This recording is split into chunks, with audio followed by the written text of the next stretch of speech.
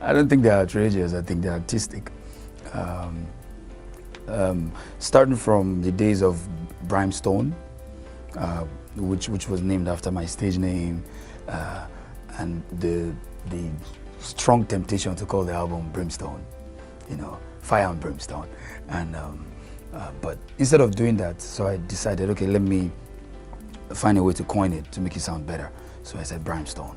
So I happened to be the brimstone in the Brimstone. So I just changed it to Brymo, Brimstone, whatever. So I think it's just artistry, and there's something very childish about art. It's in that period, in that moment where you're just having fun, and you're just playing with words, you're just playing with ideas. Then you come across, stumble upon these things. And then for Son of a Carpenter, that was an obvious call, because my father is a carpenter. And at that point in time, I was going through a transition from the ghettos of Kukumaiko to, you know, to the hoods of Banikoro. And I wanted to just express that in music to let people know that I was coming from somewhere. And for me, it was a thing of pride that the Son of a Carpenter finally left where he was and is now making advancements. Then I think we had Merchants, Dealers and Slaves afterwards. That simply came from my analysis of myself. And then we moved to Tabula Rasa, which simply meant blank slate. For me, that was like an opportunity to start over again. After all of my court cases and bashing in the media, you know, I had survived. And then I said, okay, let me start all over. And then finally we had Clitoris, which is, I think there was Trance in between. Trance was simply like a compilation album. And then finally it was Clitoris, which for me was, the album itself was inspired by woman and women. It's always very complicated talking about it because I don't want to offend any feminists. You know what I'm saying? Yeah, I mean, my next album is in the works. It won't be out until 2018. Precisely, it will be in stores on the 27th of March, 2018. And currently working on it. You'll know the title when we're ready. 2013 was that time when I had to move forward, when I had to evolve. And the people around me seemed to be contented with where they were. They wanted to be there. They thought that was it. And I felt like, no, there's more. You know, if we're here to make music, then we can turn it up. We can study harder. We can listen to better musicians. We can write better songs and practice to have better vocals. You know, so and switch up your stagecraft. We could become great performers. You know, so I wanted all of that. And the process of trying to acquire the skills of trying to become that new person actually resulted in a lot of fallouts. And more importantly, it just was necessary at that point in time. There was just nothing I could do about it. It was evolve or die. You know. Well, contract breaches. In this particular case, the label breached the contract. But more importantly, all that is in the past, I believe. And let's just forge ahead and make music. Musicians can't fight, really, because we are all in the creative business. And of course, there's possibility of not being cordial as you used to be, of not being friends like you used to be. But it doesn't amount to any kind of fight. The last time I saw Ice Prince, we still shook hands, you know. The last time I saw Jesse, we even exchanged numbers, and we spoke a number of times. So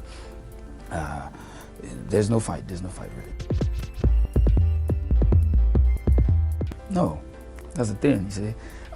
As of 2012, I was already working on Merchants, Dealers and Slaves.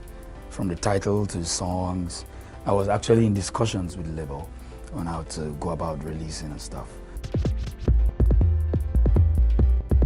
Where are the musicians making money? What records are they selling? Where are the sold out gigs? Where are the tours that they're making money from? So I make music, and since 2013, my management can account for the business side of everything, and I believe they're happy, and we're actually looking to improve on that. So and it's working quite well. And also, we've been gigging. You know, I'm sure my manager will argue that nobody gigs as much as Brymo in 2016. Believe me. I'm not talking free shows. You know, so we've been gigging and it's been amazing. And I'm more than grateful that in an industry where I was kicked out, I can still work and I can still earn. And I think that's like the most important thing. I can tell you without any doubt in my mind that there are no musicians in Nigeria currently in 2017 making money off their music as much as Brymo. None.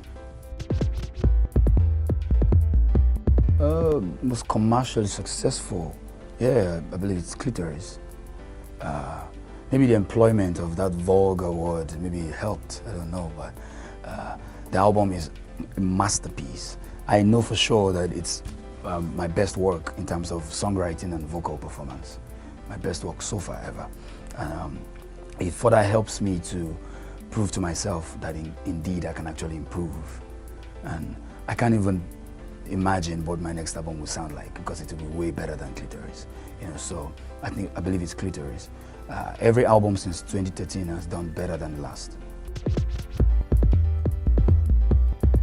The next album, the direction is quite unique, and there was a song I put out some time ago called Duro, and in that song we employed the use of alternative production. My producer practically played the drums on the table, you know. So I think we're going to be exploring more and more of that on the next album. We're going to have a lot of alternative production. We could just pick a tune and just beat it in a song.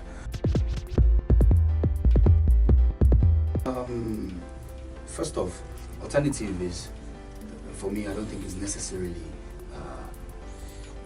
it's not genre bound, you know, because it's a mixture of everything. Somebody could be making juju music and fuse it with reggae and does whatever, and it sounds different. And when we don't know what to call it, we just say this must be alternative. You know. So because of that, there are quite a lot of people making amazing music in Nigeria that you can actually refer to as alternative.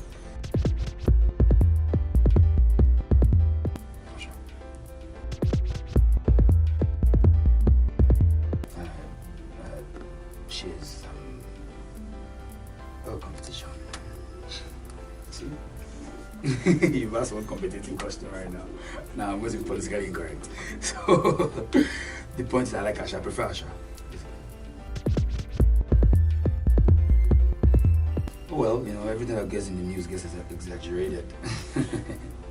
It was really a student, an African student, who was asked to deconstruct the lyrics to the song Down from the MDNS album.